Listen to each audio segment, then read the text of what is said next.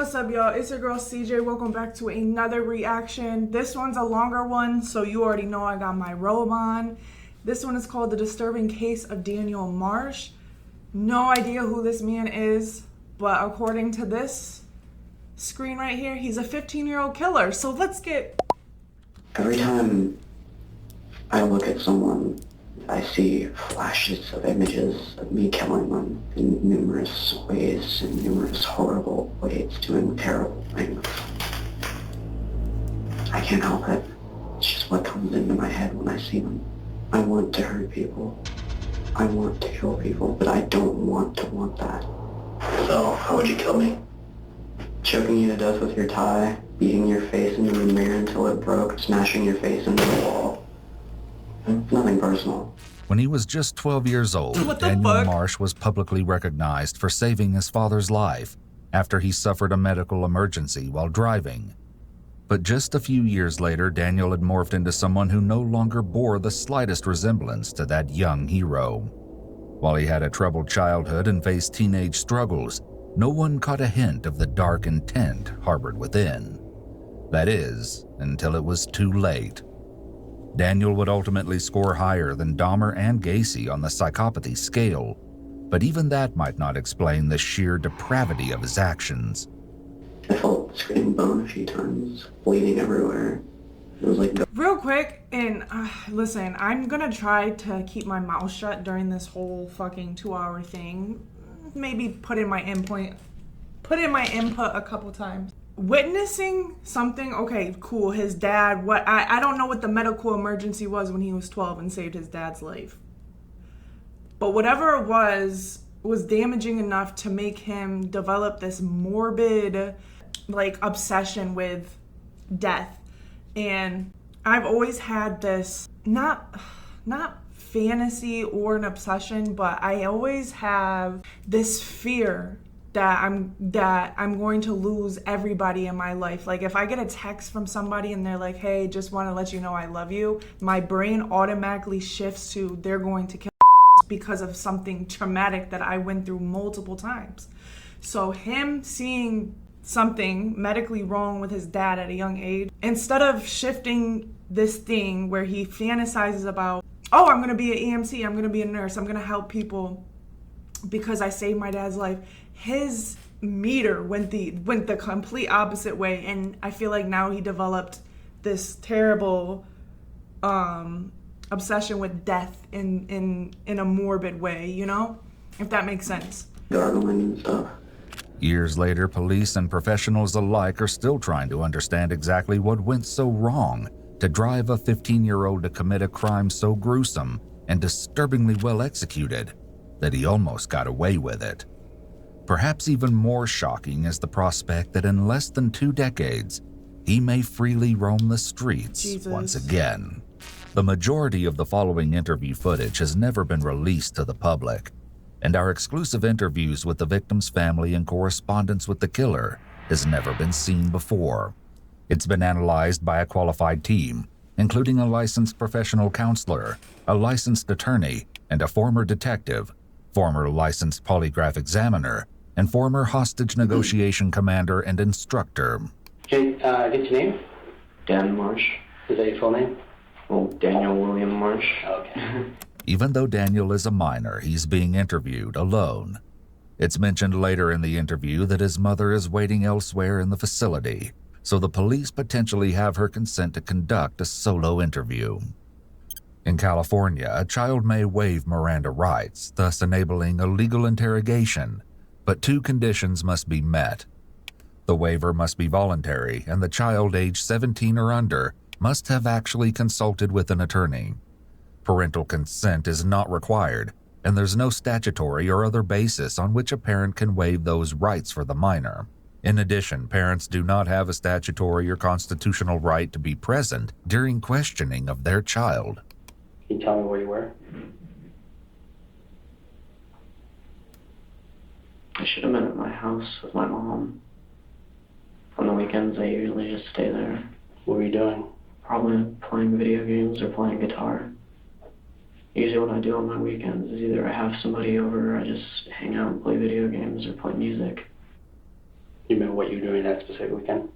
Not exactly, but I don't really go places other than my friend's house, so I know that I don't think we hung out that weekend. I'm pretty sure I was at my house when I was at house. The interview has barely started, but Daniel's behavior is likely already raising some red flags with the police. Answers like, I should have been at my house. Not exactly. Probably playing video games. are selective memory statements, which could be a sign that he's trying to keep his story as vague as possible. Why he might be acting this way isn't yet clear, but his body language supports the theory that he has something to hide. He's sitting very still, which could signal that he's thinking really hard about his story at the expense of moving and communicating naturally. As a result, police likely feel that they're getting close to solving the dreadful crime they're investigating. So you do know about the murders that we're investigating? Well, yeah. I mean, it's Davis. When something like that happens here, it's like, holy crap. Everybody knows about it, hears about it. Tell me what you know about it. I think they were like an elderly couple or something. I know that somebody broke in and like stabbed these two people, but I don't really know anything else. Breaking and entering. Do you know which apartment did that? Well, not the actual one, no. But I know it was like near my dad's. I know we drove by it a couple times and we saw like the police tape and everything. Well, when was the last time you were there? In that area? Yeah. Probably like a week after it happened or something like that. It was soon enough to where there was still the tape up and everything, and there were like all the cop cars were there. Sustained eye contact like Daniel demonstrates here is a big red flag for deception. Daniel could be searching for any signs of doubt on the investigator's face, possibly prepared to change his story at the first hint of disbelief. He's also still using a lot of qualifying statements. But I don't really know anything else. I know we drove by it. Most people struggle with physiological responses to lying, and using avoidance techniques to sidestep an outright lie can help minimize that discomfort. Repetition, which Daniel is defaulting to, can also make a person feel like they're solidifying their story. Well, I'm just also trying to clear up some things, maybe some rumors and maybe some information in regards to you and the murder investigation that we're doing and the murders that happened on Cowell. What? Is there anything you can tell me? I haven't heard any of these rumors that you, like, I haven't heard anything about it. I haven't heard anyone say anything about me in regards to it. Like, honestly, I haven't heard anything about me in regards to that. I don't know why it would be there. Why anyone would spread a rumor. Notice how Daniel's hands start to twitch and how his speech stumbles. Like, honestly, I haven't heard anything about me. He can't even get through the statement at first. What if it becomes more than a rumor? Or if you have more information that you may have something to do with it? But I don't. How can you prove to me that you don't? Pretty sure if you ask my mom, she'll say I was there. But didn't he just say earlier I was supposed to be at my mom's? I don't know. How would anyone else prove that? I mean, I know if you're looking for an alibi, that would be it. This is not reassuring because it's likely that his own mom is the one person who would lie and say he was there, Exactly. rather than having been somewhere else. It seems Daniel may be thinking only along the lines of, they have no way of proving I wasn't home. When he mentions an alibi, this indicates that he's basically labeling himself a suspect. I had nothing to do with it. It's just a lazy weekend. Here, the investigator does a good job of the silent standoff. Most people are uncomfortable with silence when sitting with someone, so they'll try to fill the silence. The officer is trying to see if Daniel will start nervous rambling again. He doesn't, but he does reach over and grab his water and start drinking to break the anxiety of the moment. Even though he's still sticking to his story, The interview techniques are clearly having some kind of effect on him. It begs the question, if he's truly as uninvolved as he claims, why is he getting nervous? It's at this moment that a new investigator joins the conversation, and the energy in the room has a marked shift. Hey, Earl, how you doing? Good to see you. Hi. Hi. You must be Daniel? Yeah. I'm Chris Campion. Nice to meet you. Nice to meet you. I'm from the FBI. Work around here. I do kind of some of the criminal profiling stuff, and been working with Ariel on this case since it happened. So, sorry I'm a little late, but It's all right. you guys have been talking. Eddie told me you guys have been talking a little bit, and yeah, sounds like this young man has quite a history. Kind of a family train wreck, if I can be so bold to say that. Yeah, pretty much. The FBI agent describes Daniel's history rather harshly, but not inaccurately. So 9 years old, when you meet Bird, your parents split? Yeah, like parents split, mom disappeared for a few months, left with dad who was, well, he has a temper problem and, just lost his wife, so he's going to be pissed off, and so that wasn't really fun. And since then, every year it seems like, there's a new, bad thing to happen or a new crock of shit to be added into the pile. That's how I feel about my life too, but if you're constantly always looking at the negative things, the negative thing that happened in your life, you're always gonna find negatives every single day. You gotta change your mentality and be like, this happened to me, but it doesn't define me. Hold on, my dasher's nearby. Yes, I got food. Let's just get right back into it. Mind your business. Yes, they're 2 cheeseburgers. Daniel opens up to the officer. He includes more details about his struggles, such as how unhappy he felt living with just his father, and the pain of his mother's absence. It was really selfish, honestly, because, she left with a chick, and I don't know what happened with that, but she was involved in my life for a few years. The woman Daniel's mother started a relationship with was none other than Daniel's former kindergarten teacher. What? And that pissed me off. It's really you care about your own happiness more than your children's. That's Real. It's not right. Real. I don't know the way to say it. When you're a parent, it's kind of, you made it your duty to nurture your kids and take care of them and make sure that they're okay. It appears that the officer's attempts to I know this dude is a killer, but build rapport are working, as Daniel begins to share his opinions and feelings as the interview continues. What's your relationship like with your dad? Not good. He never hit me or my sister, but he'd hit, the walls, or he'd hit, inanimate objects. He'd yell, and, it's that kind of stereotypical, just pissed off dad, only. Notice how still Daniel is sitting without shifting in his seat or shuffling around uncomfortably. There are several ways to interpret this, the most simple being that Daniel is experiencing cognitive overload. It's possible that he's focusing so hard on keeping his story straight and controlling the interview that his natural nonverbal communication has ceased. However, this could also indicate that every movement he does make is very intentional, almost choreographed, in order to have the effect he wants. Based on later revelations about Daniel, it seems that this is a strong possibility. What was your relationship with, you have a sister? Yeah. Is she older or younger? She's older, she's 17. She was a really bad attention-seeking, habitual liar, a manipulator of my parents. And, when you're a little kid and you see that she's manipulating them and you try to tell them, they don't believe you because you're just a kid, you don't know what's going on, supposedly. Yeah. If what he's saying about his parents and sister is true, Daniel is quite observant for being so young. It seems as if he has everyone figured out.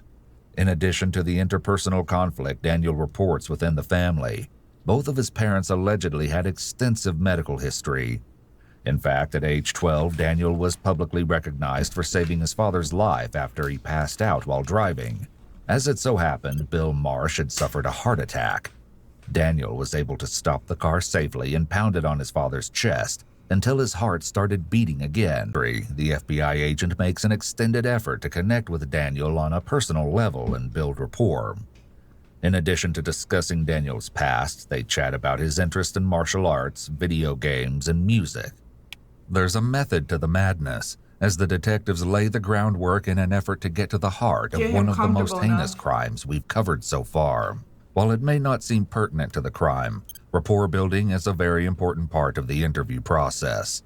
It allows the interviewee to feel more at ease and more like they can talk to the interviewer. This makes it more likely that the truth will come out, rather than if no rapport building had taken place. Alternately, you can think of it like bonding or having a conversation along the lines of you would tell your friend something you wouldn't tell a stranger. These are all good interrogation tactics. What exactly are you guys trying to get from me? Well, here's where kind of concerns are, and people who are much more tech savvy than me, because I'm just an old guy, I don't know anything about anything, found this thing called Tumblr, and your Tumblr page, is that the right term? Yeah. Yeah. Tell me about that. How did that come to be? Tumblr? Mm-hmm. I heard about it. I made one. Okay. So describe to me the stuff that's on there. On my page or on Tumblr in general? On your page, yeah. Song lyrics, things like just miniature things about like what I feel. A lot of stuff from horror movies, because I like horror movies. Gore, pretty much it, just music and scary stuff. In addition, his qualifying statement, "pretty much it," likely makes the investigator wonder what it is he's leaving out. Horror movies and gore, yeah. Yeah. Seems like there's a lot of that on there. Well, since I was a little kid, I liked horror movies. I've been watching them, like, for a long time. I'm wondering if it's a refuge for you, Dan. In a way, it kind of is.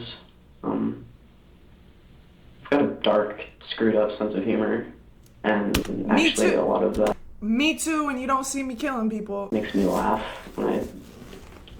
That doesn't sound suspicious at all coming from a prime suspect. However, it's important to keep in mind that just because a teen dresses in all black and likes horror movies and gore doesn't mean that they'll go on to harm others or act out what they see in horror movies. While laughing at seeing dark or scary things could make a person appear like they lack empathy or that they're so tough that they cackle at horrible things like a villain in a movie, the reality is they may be unknowingly trying to cope with intense emotions or situations. This occurs due to a phenomenon known as emotional homeostasis. This is similar to when the body sweats as a means of cooling off. Laughter in the face of something sad or dark could help the person cope with sad or negative emotions. It's very possible that Daniel may not know how to cope with difficult emotions, or he may be hypersensitive to intense emotions. see it, and I don't know, not a lot of stuff makes me laugh. Mm-hmm. And so it's like, I like horror movies, and it's the same thing as a horror movie, only it's real. And since I don't have any connection to whoever it happened to, it doesn't really bother me. Right. So, and it's kind of like the cutting. It's a feeling, right? Yeah, seriously. Like, it makes me feel something, and I've just always kind of been into darker stuff. And what do you feel when you say it makes you feel something? What is it that you're feeling when you see the stuff on Tumblr, the gore? I'm fascinated with anatomy, and so like you can see what happened to them and how warped their bodies are, and just it's kind of fascinating to think like, what could have done that? How did that happen? Why did that happen? Just how did this all come to play? And I don't know, sometimes they'll be like in a funny pose or something, and they'll just look right like stupid, and so I'll like giggle at it. And it makes you feel something. Yeah. And it gives you a feeling. The FBI agent seems to be particularly interested in Daniel's feelings and how they are brought to the surface. While it may seem like a tangent, it'll become central to the interrogation and the understanding of the crime. What's the concern with that, though? It's Tumblr. It is, and you know, I know that there's all those websites out there, like... There's also a lot of stuff that's like, it's relevant to what's going on today. Like there's, a lot of it is just stuff that's happening in Syria, and it's like, holy crap, this is actually going on right now, and no one's doing anything about it. It's just kind of like a real life horror movie. Mm-hmm. I don't really make the distinction. I mean, it's brutal and it's dark, but it's interesting to me. And you said anatomy. You said you had an interest in anatomy. Tell me more about that. Well, just the human body, it's fascinating. I just find it fascinating to like see what's on the inside, you know? Like not just this, because what makes it all happen? What makes it work? What is it? Right. So that's part of the fascination with the gore stuff? Yeah.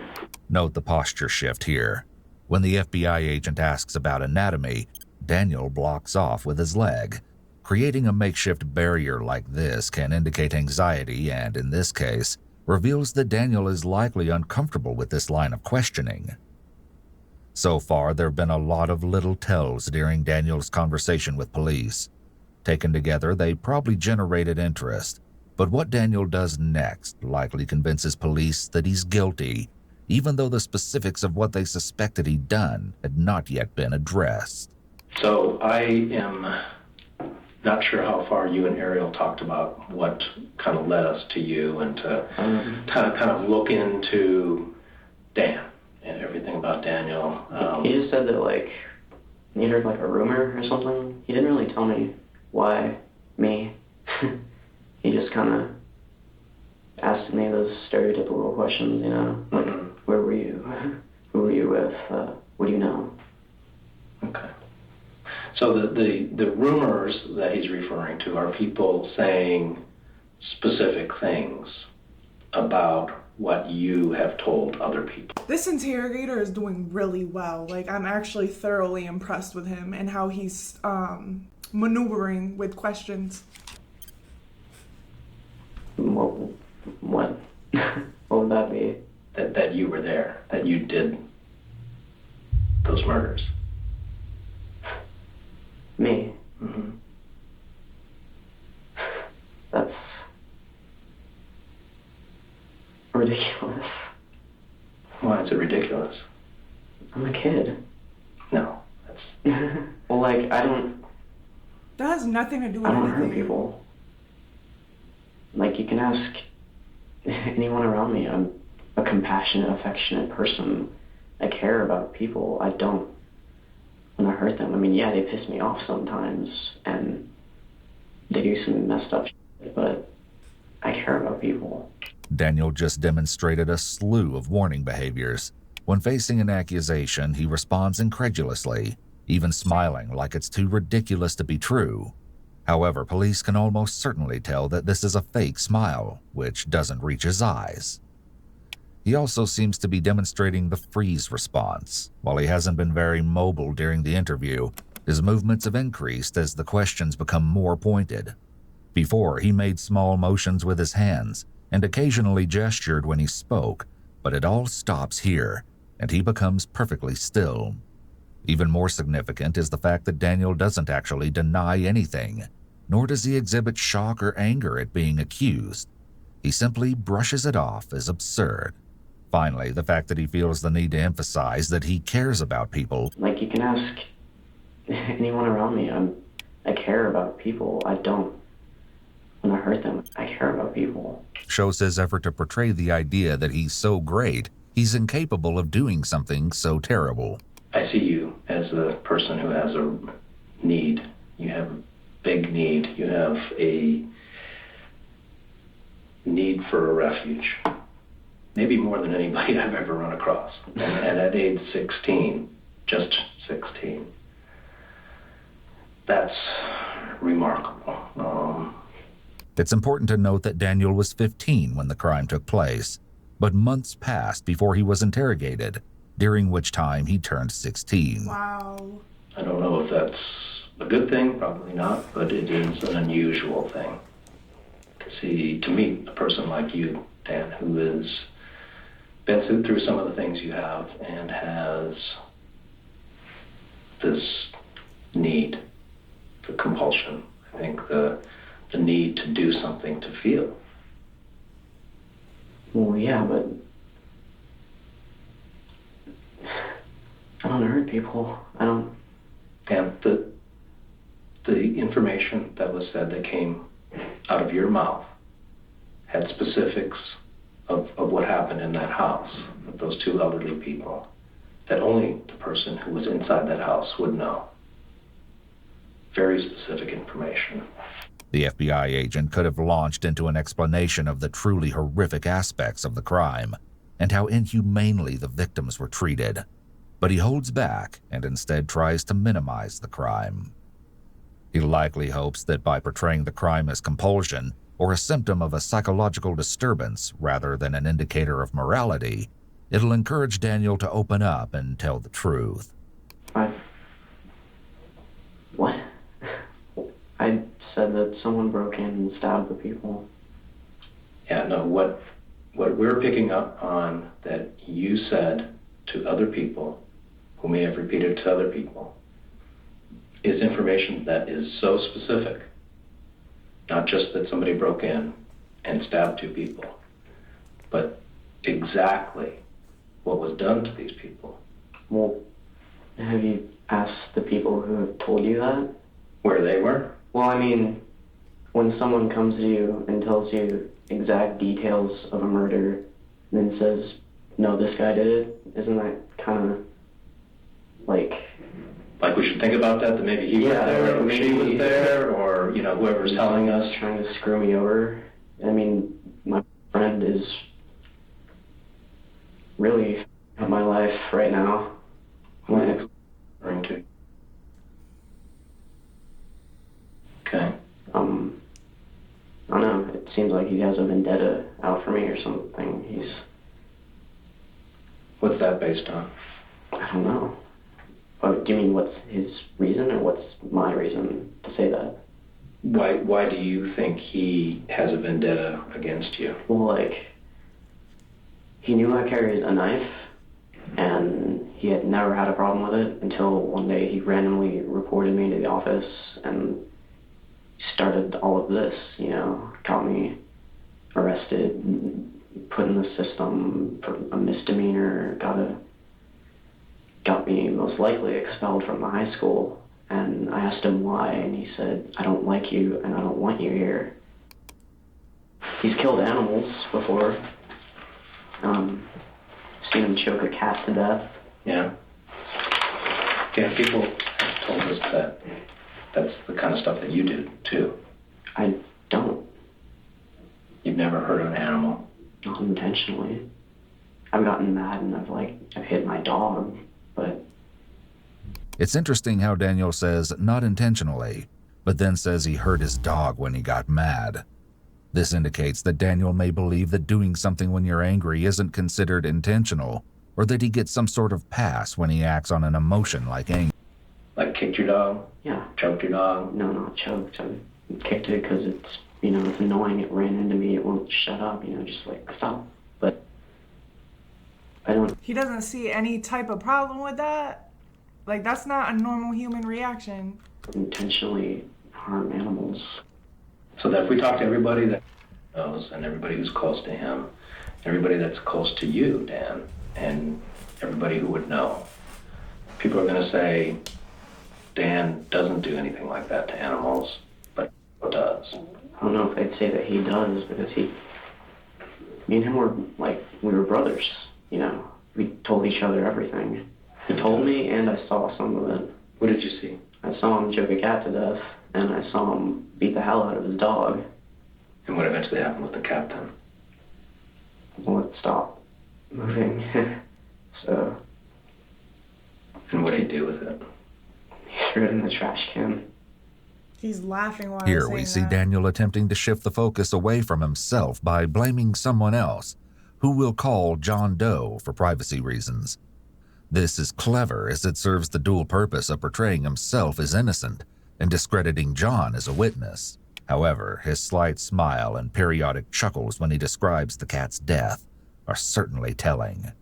Likely recognizing that Daniel has been resistant to the interrogation techniques used so far, the FBI agent tries a different approach, drawing from the Reed technique. If it did happen that was involved in killing these two older people, what should happen to him? Should go to jail. You know, in California, you know, I don't know how old he is. Is he a juvenile too? He's 17. He's 17. So, you know, juvenile hall. Have you ever been? Oh. This whole knife thing, like on campus, is the first any sort of a negative interaction I've had with authority, the law. What, I mean? I don't know. He used to take family trips to Mexico, and he's told me stories of, like, him and his cousin would do stupid shit. In the Reed technique, the question of punishment is often put forward as part of interrogation, as it can help cement in the interrogator's mind the suspect's guilt or innocence. For example, an innocent person will typically suggest a strong negative consequence, where a guilty person will offer a less severe option, as they're describing their own punishment. However, Dan manages to use the topic of jail and juvenile detention as an opportunity to highlight his own clean legal record. By contrasting himself and John, Dan makes himself out to be a good kid and more likely to be innocent. Thankfully, the FBI agent doesn't seem to buy it. Well, we have this issue then. We still have this problem. Yeah. And it's a big problem because somebody knows a lot of information, stuff that only somebody who was there is gonna know. And we look at that, and we look at your Tumblr page, and we look at everything that I understand about people in your position that I've met along the way in 25 years of doing this. And people are saying, it's Dan. That's Dan. And he did it, and here's why. I didn't do it. I've never killed anyone. I want to.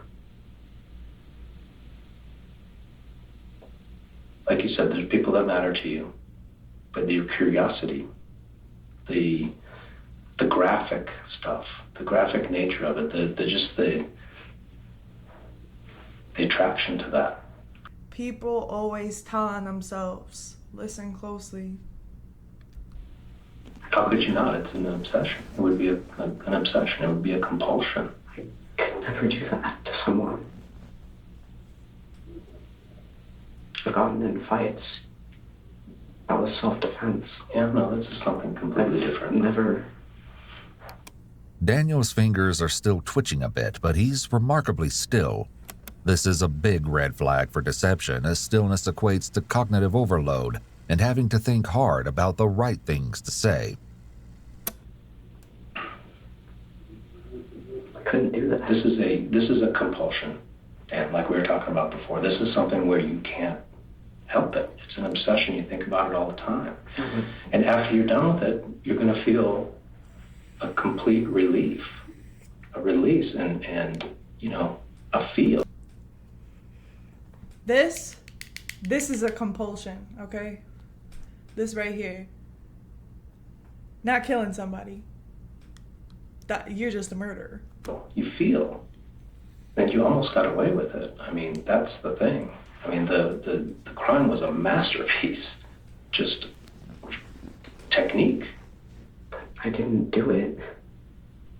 Daniel's denial is soft-spoken and respectful. He's still focused on trying to be likable and calm. However, his body language gives him away. He gives an almost imperceptible head nod when the FBI agent talks about how violence enables him to feel, and the rate at which he blinks drastically increases. And after you're done with it, you're going to feel a complete relief, a release, and you know, a feel. You feel. This is another indicator of high anxiety or fight-or-flight mode. Both can cause dry eyes, and the blink response is a way for the body to automatically compensate for that side effect. It was a work of art. Yeah. Okay? So, Somebody did a good job. very close to getting away with it. This is one of the first times during this extensive interrogation that Daniel interrupts the FBI agent. It's almost as if he's motivated by the approval of a job well done, while still actively working on not getting caught. The agent continues to do an excellent job of boosting Daniel's ego. This is reinforced by Daniel's weak denial. Someone who is truly innocent would be extremely upset at this point. Except for maybe a betrayal. Someone that you trusted. And that betrayal leads back to your whole life. I mean, since you were 9 years old. Just because I've got a messed up life, because I like scary movies, and I like graphic content, doesn't mean I'm a murderer. No, I've got the thing that means depression. the thing that means that you're a murderer, Dan, is because only the person who was inside there would know Yeah, but I didn't what was tell you done that. to the person afterward. I'm not the one who told you guys that explicit information that you're telling me about. Other people said that you told them. Daniel didn't say that he doesn't know the details, but rather that he never told the agent the details. An innocent person should be strongly denying accusations and would be saying something to the effect of, "I don't know any details." Daniel is also speaking softly and has a nervous laugh. These definitely aren't helping his case. So there's the two roads. You can go down the road of saying, wasn't me, I could never do that, and we're going to go and talk to everybody you know, and we already are. And they're telling us things you're talking about with the cat, for example. That was you. No, it wasn't. And people, again, who are older than you, usually, you're very young for this, to have the onset of this. To start at 8 or 9 is extremely young. What started at that age was my depression. Daniel was indeed diagnosed with depression at a young age and had an extensive psychological history that he discussed with the officers earlier in the day. Do you take any medications? I take antidepressant, anti-anxiety, and a little bit of a mood stabilizer. What are they? Wellbutrin, Zoloft, and Abilify. Abilify? Yeah. Isn't that mostly an antipsychotic? Yeah, but they also added on the antidepressants to help with stuff that comes along with depression. Helps with, a little bit of mood swings. Helps with anxiety, too. It just kind of calms you down. This is an interesting combination of drugs. Wellbutrin prevents the reuptake of dopamine and norepinephrine, thus making more of those neurotransmitters available in the brain. Zoloft increases the level of serotonin in the brain. The combination is supposed to also help symptoms of ADHD and improve focus, and Zoloft can help reduce impulsivity. Abilify also works by regulating serotonin and dopamine. This combination of meds indicates a long-standing, probably medication-resistant psychiatric struggle, as this isn't the combination of meds a practitioner would likely prescribe right at the onset of symptoms. Daniel has a flat affect, but it's unclear if this is just his personality or if perhaps it's due to all of the medications he just described. I was literally just gonna say, I was like, anybody else taking medications for antipsychotics and all that shit, don't feel ashamed, okay? Just because he's on what we're taking does not make us monsters, okay? We're trying to help ourselves. I was gonna say that the reason why he's acting like that is because he's on hella fucking medications that will cause him to lack apathy, and he's just apathetic as fuck. It could be that he has a disorder that causes flat affect, but it's also possible that this is simply another sign of his deception and due to cognitive overload. So, but have you had any psychosis type indicators? A while back, but that was just kind of a mental break. What happened there? I snapped mentally, and I was scared that I was going to hurt myself or that I might hurt somebody else. I didn't feel safe And so I was put into a mental hospital in Sacramento for about a week.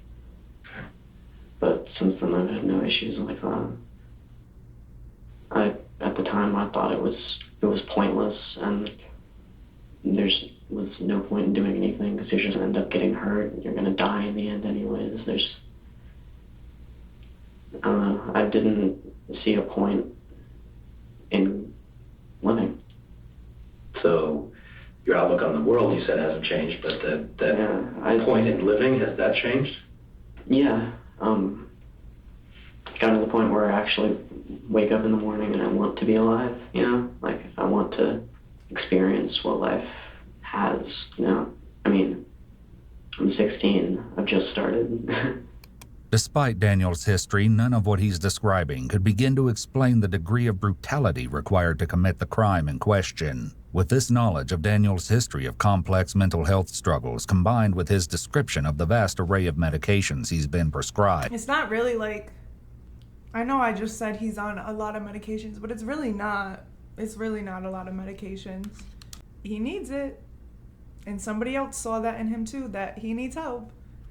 We pick back up where investigators broach the subject of Daniel's inability to feel. And that depression and that self-loathing and that just life sucks, it all goes together. And you get to the point where you don't feel. You don't feel. I know you were in pain. I know you were feeling horrible. And I think that this is a refuge. Like we talked about at the beginning, this is a refuge of the only thing that you can do that makes you feel alive. The FBI agent is talking about Daniel's attempts as an attention-seeking behavior rather than an actual desire to die. These drastic actions could be seen as a way to get pity and sympathy or to manipulate people. This is often a hallmark of certain personality disorders or extreme narcissistic manipulation. Daniel also repeatedly positions himself as the victim, which is another technique often used by narcissists. Have you guys ever Googled narcissism? Because everybody throws the word narcissist around so crazy. I literally sat there, Googled the term, and realized that I had all the symptoms of being a narcissist. I might be a narcissist. Flag for officers. We've been talking a long time today. And one of the things over 25 years I've gotten pretty good at is reading body language.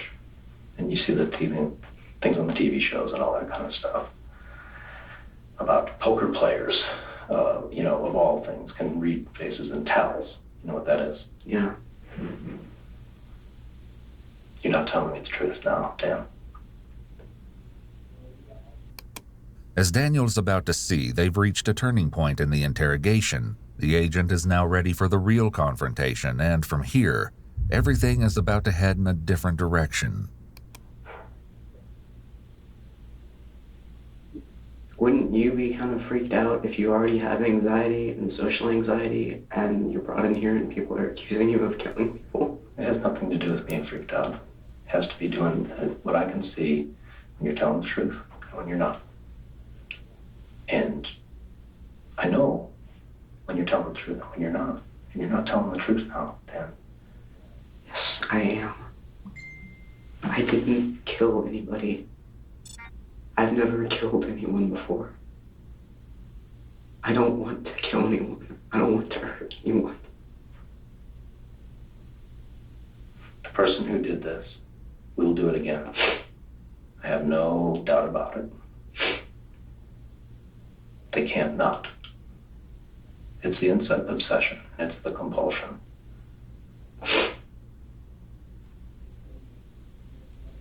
Well, then maybe that's where you'll find your guy. Sir, it's not me. Okay, so going forward, would you agree that we've given you every opportunity to explain what happened and why? If, in fact, you were the one who did it. Yeah. Would that be fair to say? Yeah, you've asked me to do that. We've given you the opportunity. Yeah, but I can't take advantage of an opportunity. So you've had the opportunity, right? if in fact you had done it, that you could tell us and explain to us? And do you get the feeling like I would understand? To an extent. To an extent. You keep on saying that now. What's to an extent?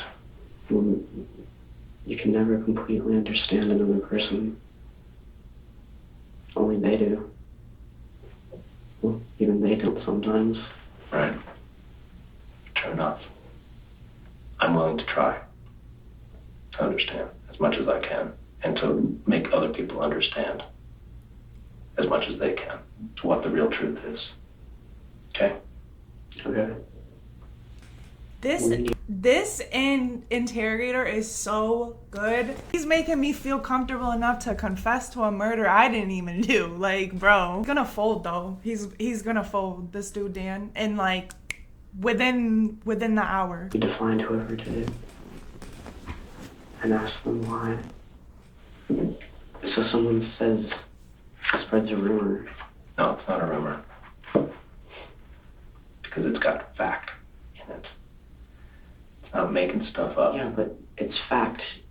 But it's not directly correlated to me. Someone gives you facts about a crime and then points their finger at me. This is what happened. He did it. That doesn't mean that I did it. Somebody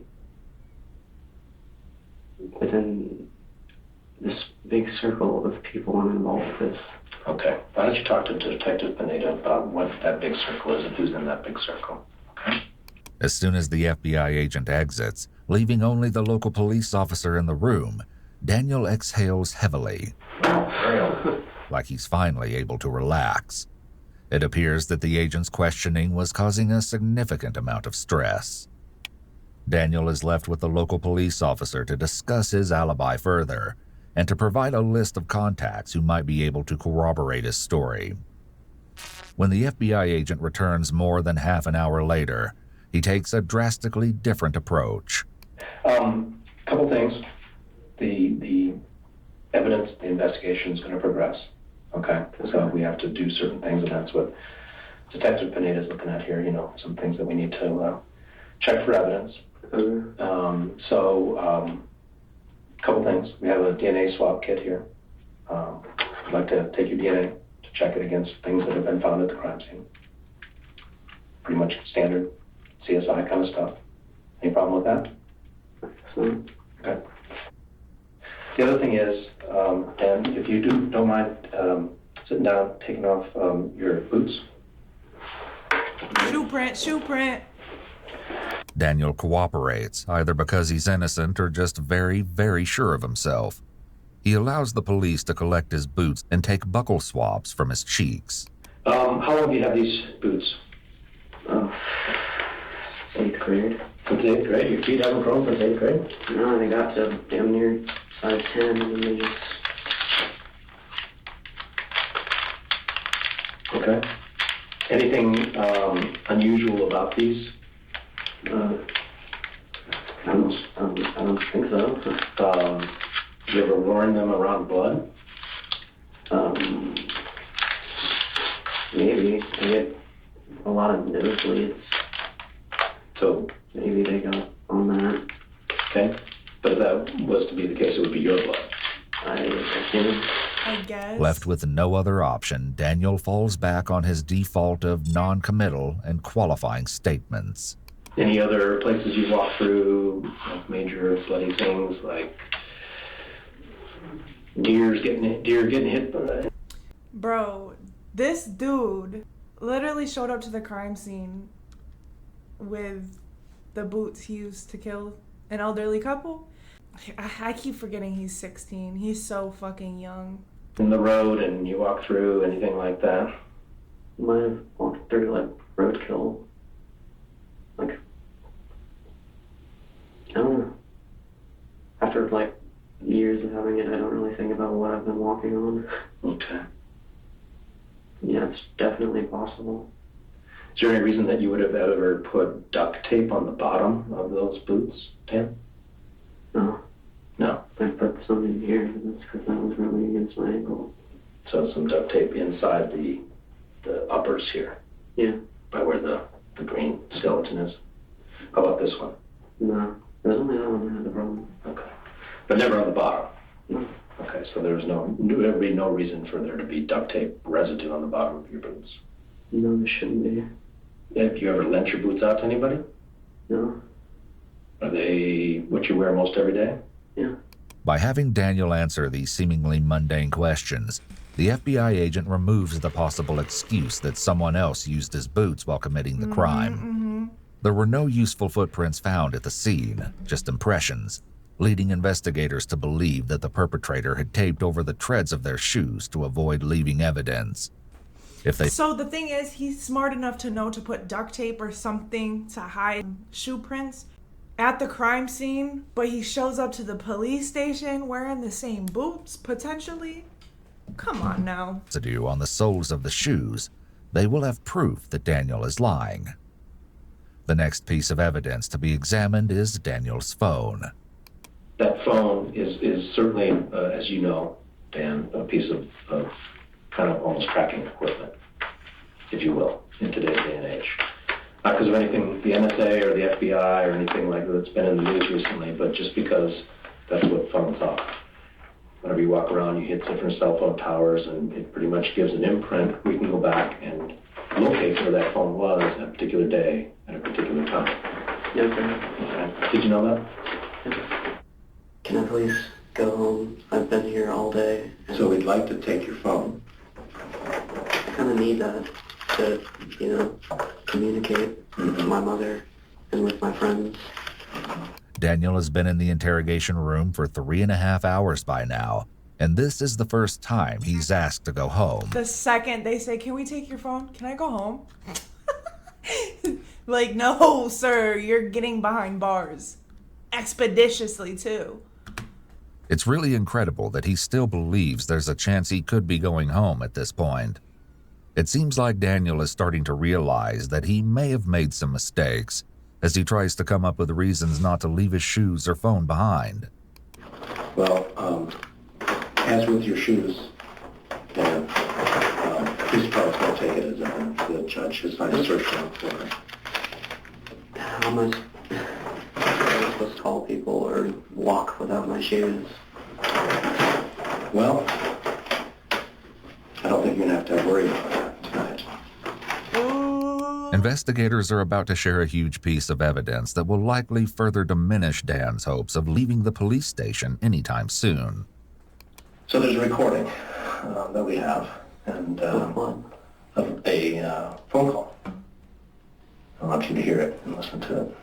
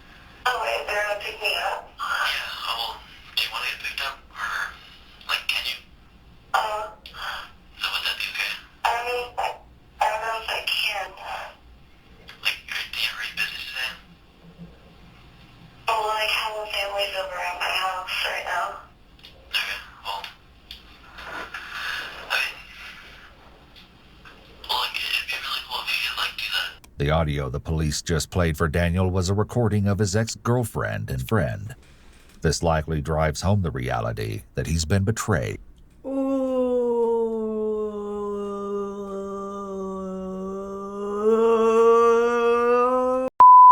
Police know what he's done.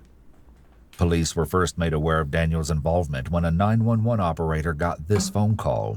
Is there a way to just remain anonymous, or I mean, to call you another can time? leave whatever type of message you want to leave him. I mean, if you don't choose to leave your phone number, but the only hard thing is in case, I guess they would have more questions. I mean, if you don't want to leave your real name, that's fine. You can make up a name or at least a contact number so they could at least just call you back if they had more questions. I don't know if you'd be willing to do that. Well, I know everything, and it's really scary, actually, because he kind of threatened me and all that. You have, like, the suspect information? Yes, I have. I know him. I know he told me everything that happened, everything he did, like all the little details. Perhaps sensing the urgency of the situation, the operator put the tipster in contact with an officer right away. Who am I speaking with? I want to remain anonymous. Is that okay? Okay. What are you calling to report, sir? The double homicide that happened in April this year. What can you tell me about that? Everything, actually. Okay. And how is it that you were able to have all this information about it? The person told me everything. So you know who did it? Yes. Okay, let's start from the beginning. What the anonymous informant claimed Daniel had done was so specific and so horrifying that it was undoubtedly true. You said he disclosed this to you a few nights after the... I want to know... Okay, why am I getting so excited to ask that? I want to know what he did to them. That's so crazy. These people, is that correct? Yeah. Okay. Why do you think he disclosed it to you, first of all? I can't really answer that because that will give me away. Okay, go ahead and just tell me everything that you told me again. I'm a very close friend of his. I know him better than anyone else. Okay. He's a really good liar. He has a lot of problems, and he has a lot of problems, actually. Okay. So, where do his problems stem from? His problems come from family. He's always had a messed up life, and I've always tried to be there for him. But then after this, I couldn't, because he's gonna hurt more people, and I can't just. I can't. Okay. What's your concern? What's your concern about remaining anonymous? The reason why I don't. If he finds out it's me, because if he finds out it's me, he's gonna try to after me or try to get his friends after me, and I don't want that to happen. It's undeniable that the informant did the right thing in coming forward. His bravery in the face of Daniel's threats is possibly what allowed the police to pursue the case at all. Without his intervention, it's doubtful that they would have suspected a teenager to be the one responsible for a crime so heinous. Daniel's ex-girlfriend was also involved in bringing Daniel to the police's attention. For over 10 years, she's remained silent in regards to her part in the investigation, but we were lucky enough to secure an exclusive interview. She was willing to tell us about her experience with Daniel and what eventually led her and Daniel's former friend to contact the police. She wishes to note that she laughs when she gets nervous, so any giggles on her part are not an indication that she does not take this seriously. In fact, it's the exact opposite. Even though a great deal of time has passed, she reports that the case is still a constant presence in the back of her mind. When I met Daniel, I was in 10th grade. I don't remember exactly how old I was, maybe 14, 15. It feels like it was so long ago.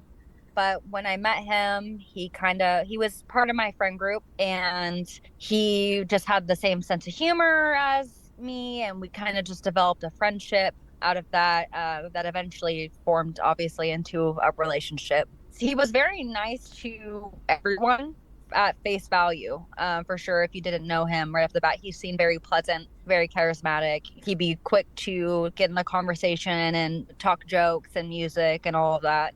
I don't think you would ever be able to tell just by meeting him that the following events would have ever unfolded. In fact, she states that Daniel was so adept at hiding his dark side that it did not begin to emerge until well into their relationship.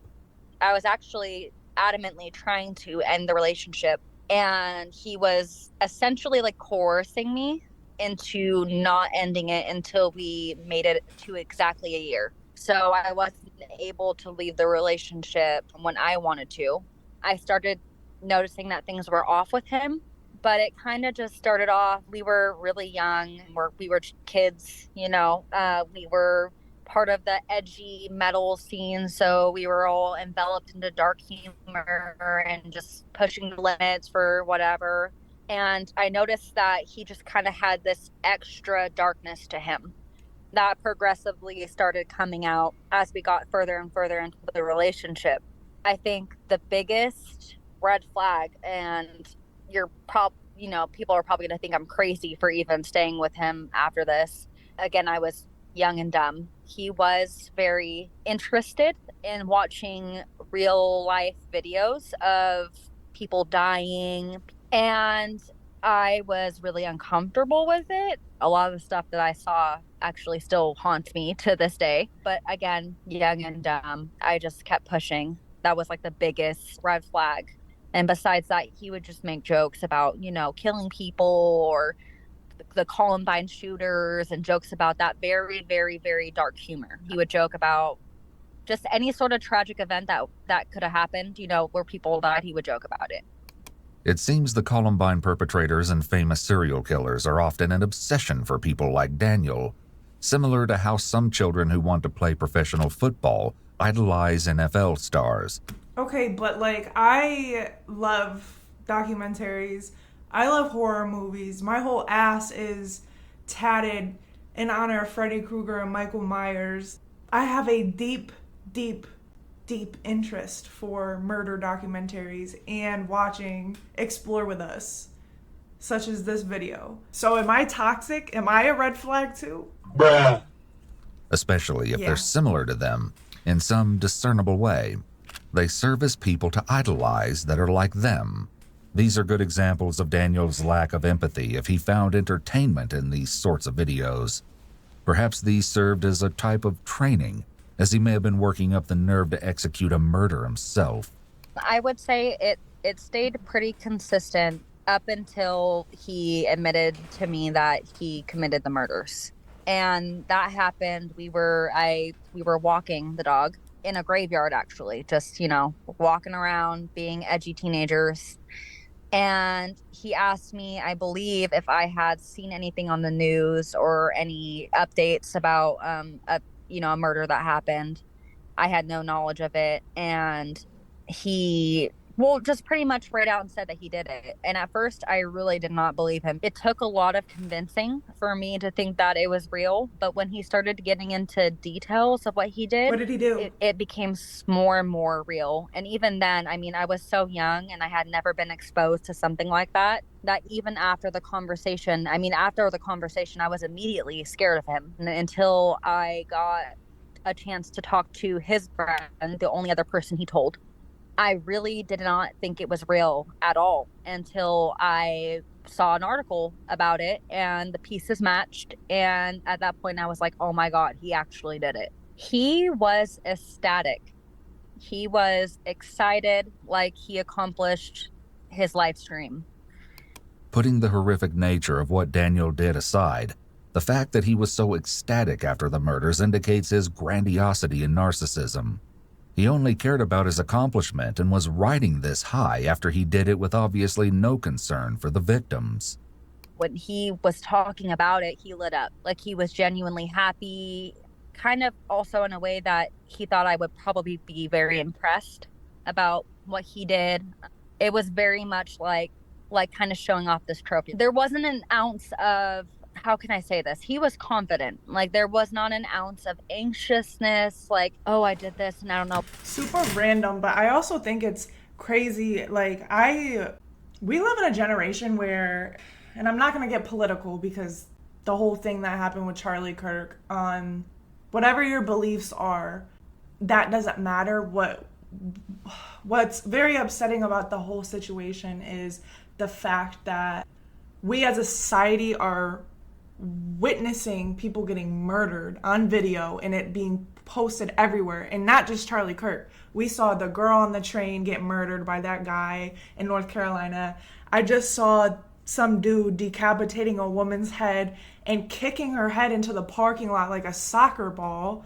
I've seen so much murders on video, and it's on things like, well, TikTok blurs more things, but Twitter, you could see the full videos.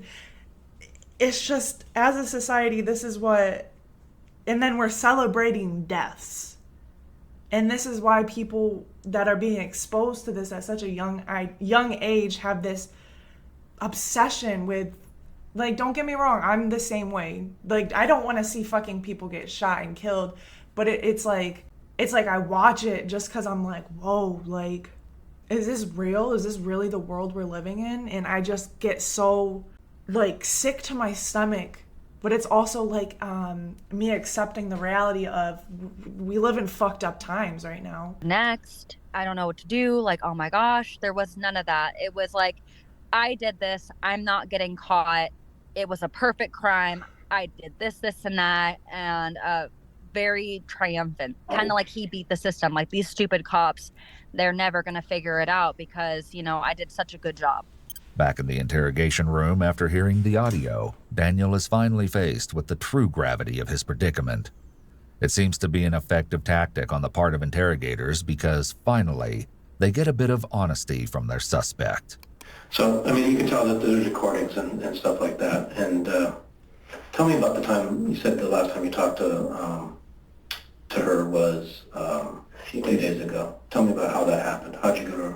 How did you meet with her? I went to her house in Dixon, and I talked with her. Oh. How did you knock on the front door and wait for her parents to answer? No. How did you do it? She came outside and we talked. Really? Yeah, she came outside and then brought me in and we went to her room and talked. How did you get into the room? Or to the house? Went in through the back. Through the door? No, there's a back door. So went in through the back door? Yes. Okay. So, can I ask something? Well, I'm going to ask you, why are you lying about that? Or why would she completely tell us a different story about how this last contact went, Dan? Well, I went there, and I went in. Yeah. And I talked to her. That's completely different than what you just said. How did you go in? Tell the truth. I went in through the back door. Through what part of the back door? The doggy door. The doggy door, okay. This admission is huge, as it opens the door to an entirely different side of Daniel that he has Bro, thus far. What? He went in unconsensually, broke into her house, and went in through the doggy door. Been attempting to hide. Breaking into his girlfriend's house is a massive boundary violation and demonstrates a complete disregard for social norms and laws, as well as her autonomy and rights as an individual. As it turns out, this may have been the mistake that led to Daniel's capture. So I was on the phone with his ex-friend in my bedroom, and we were discussing him. We were discussing how his behaviors were getting more, in our eyes, unstable, how we didn't know quite what he was going to do next. We weren't on the best, terms. And it was also very close to our relationship ending. So things were tense. We were discussing on our next move, and I feel my phone vibrate while I'm on the phone. I don't pay any mind to it at first. I continue the conversation with me and his friend at the time. But after a couple minutes, I finally look down, and it's a text from him. And he said, "Remember when I said I would break into your house," or something along the lines of that. It's not a direct quote. I'm assuming he had previously made a joke about that, but I don't quite remember. I thought, that's funny. Continued the conversation. And not long after, my bedroom door opened and he walked in my room. It was very late at night. All my family was asleep. Known that he had was in my house, obviously. He had apparently broken in through my dog door, my sliding glass door. So he popped the cover off or something and just slid right in there. And I remember just acting like I was on the phone with a girlfriend, and I quickly hung up the phone. I noticed he had a knife in his pocket, and I just played cool. Haha, what are you doing here? This is all a funny joke. Because I'm thinking, if I give off red alarms like, oh my God, I'm scared, this is not cool, if I get angry or whatever, he's gonna attack me, because that's not what he wanted. You know what I mean? When he didn't get his way, he tended to kind of get on the darker side. So I hung up. After a couple of minutes, I texted his friend, but I was unable to continue texting, which really scared him. He thought that's it. She's dead. Like, he was thinking that he was going to do something to me. So at that point, he had called the cops. And the next morning, I was getting picked up by detectives to go get interrogated. But even though evidence is mounting against him, Daniel makes one last-ditch effort to convince the police of his innocence. So this is the whole thing about it, all right? You're going to play hard to get. You're going to try to lie. You're going to try to shade. You're going to try to leave out things that are inconvenient for you. Then that's not consistent with somebody who's saying, I didn't do this. Okay? It makes no sense. I'm fucking scared. Then tell the truth. I'm so terrified. Then tell the truth. Don't lie. You went in the doggy door late at night, and you went in and surprised her. She had no idea you were coming, and you're there, poof, suddenly. It was a romantic gesture. Is that what happened? Yes. It was a romantic gesture, because I always used to say, one of these days I'm just going to show up and I'm going to surprise you. So if it was a romantic gesture, Dad, then why the heck would you just sit here and bald-faced lie to Ariel and me? You guys are threatening me with fucking... With what? The truth? With getting arrested for 2 murders. I am so scared right now. Of course, I'm going to do anything I can to try and say that I didn't do this. Including lying to the 2 police officers who have been sitting here talking to you for the last several hours. Okay? You don't have to take it like a tone all of a sudden. You were being hella friendly, and now all of a sudden... You lied to me, Dan. Don't be a dick. And I know that you lied about that. You're ruining my life. Why should I... Daniel's tone shifts very abruptly here, going from near tears to anger almost instantly. This can be interpreted as more evidence of how manipulative he is. He can flip a switch from one emotion to the next to suit what he thinks he should be doing. He's probably shocked that his lies and other manipulations aren't working, because it's likely that his tactics usually work on people less attuned to his brand of psychological intricacies. I'm not ruining your life. I'm trying to solve a homicide, a double homicide. And if you do it, I understand. And I am there for you to try to make other people understand, because I see it. I see it in you. And you're not alone. You're not the only one. I know it feels like you're the only one, but you're not. If you want to help me, then don't ruin my life. If anything, send me to the psychiatric hospital. Okay. We can talk about that. I'd rather go there than jail. Okay. I mean, I'm psychotic. That has to... You told me earlier that you weren't psychotic. Did I? Yeah. Are you sure? I am. Don't remember saying that. You did. I asked you if you had taken the... No, you... Not him acting like he's crazy now. I mean, obviously he's crazy, but not him being like, did I don't remember saying that. Like, now he's like just trying to get out of doing jail by being like, see, I'm crazy. Get me off on a psychotic charge or whatever the fuck you call it. Insanity plea. Insanity defense. Ask me if what medication was an antipsychotic, not if I was psychotic. You asked me about the medication, and it technically is an addition to an antidepressant to stabilize me. It is. So I asked you if you had ever had any psychotic episodes or psychosis indicators, and you said no. So, but have you had any psychosis type indicators? That was just kind of a mental break. But since then, I've had no issues like that. I remember it. So don't lie to me, okay? We're pretty good at what we do. All right? And I'm not trying to ruin your life. Well, you're doing it anyways, man. What? This is the most significant show of emotion from Daniel so far, perhaps because he realizes that the truth is coming closer to being revealed. Significantly, the FBI agent seems to be structuring the confession as a way for Daniel to help himself, rather than an opportunity to do the right thing. He's likely picking up on the fact that Daniel will only confess if he thinks it will be good for him. I'd rather be in a psychiatric hospital than be in jail. Okay. Daniels mentions that he'd rather go to a psychiatric hospital than jail seem to be confessions. He's not so tough anymore when he's faced with the reality that he may be locked up in a place with people far more threatening than the old couple he preyed on. Daniel is weak at his core, an emotionally fragile individual. Then tell us what happened and why. That's what I'm saying. I don't doubt that you may end up down that road and exactly in that place and get help and get treatment. Until it's proven, unless you can prove with the actual evidence that it was me, then I'm not gonna. So if I show you proof that it was actually you, if I have physical evidence that it was you, you're not going to admit to anything. No, if you... You're going to continue to lie to me.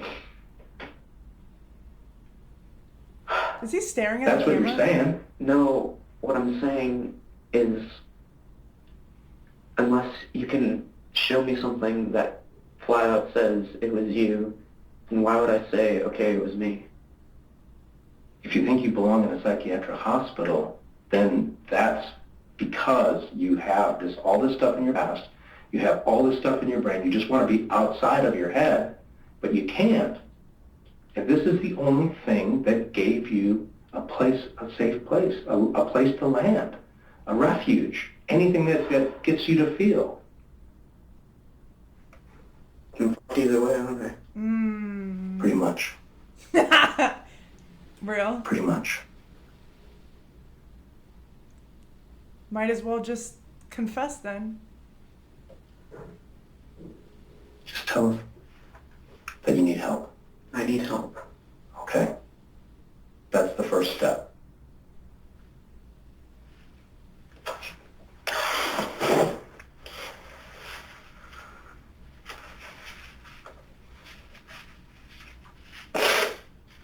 So let's go back to the first time you thought about killing someone. How long ago was that?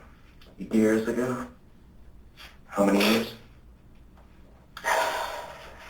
6. 6. So when you're like 10. When I was 10, I thought about and plotted about killing the woman that my mother left my father for.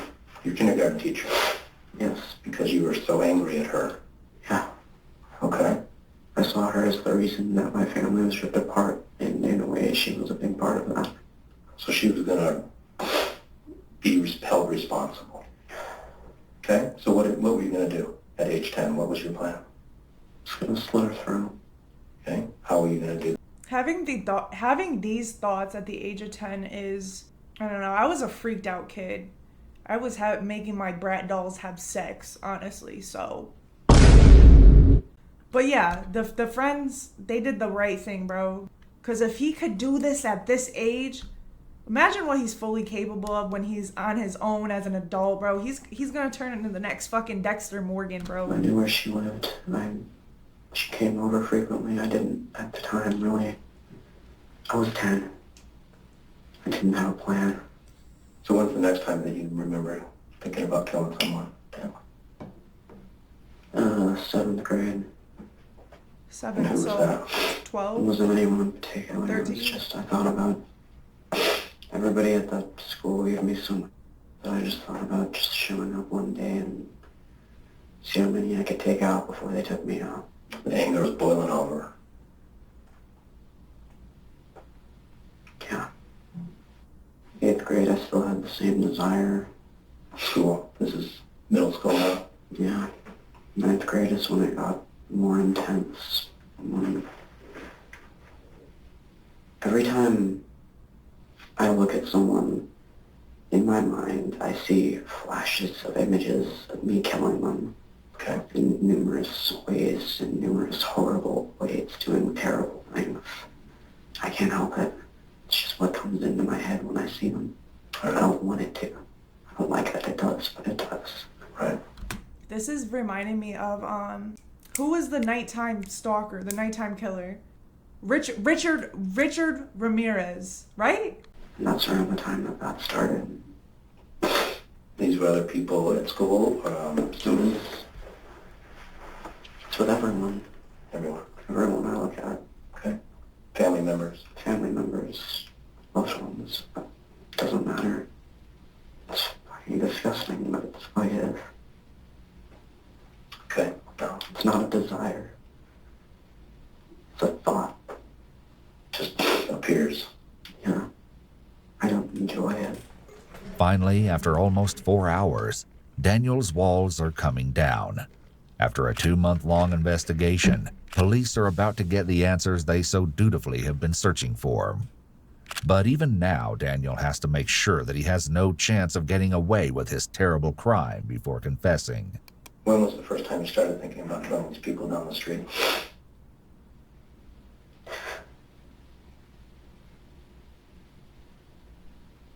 Yeah, I really am. You know, aren't I? He doesn't want to admit to it. But like, there's no choice.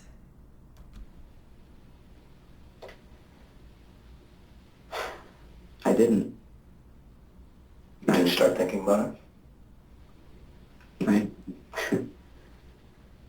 That night, I just Here it couldn't is. take it anymore. He did it. Say it. I had to do it.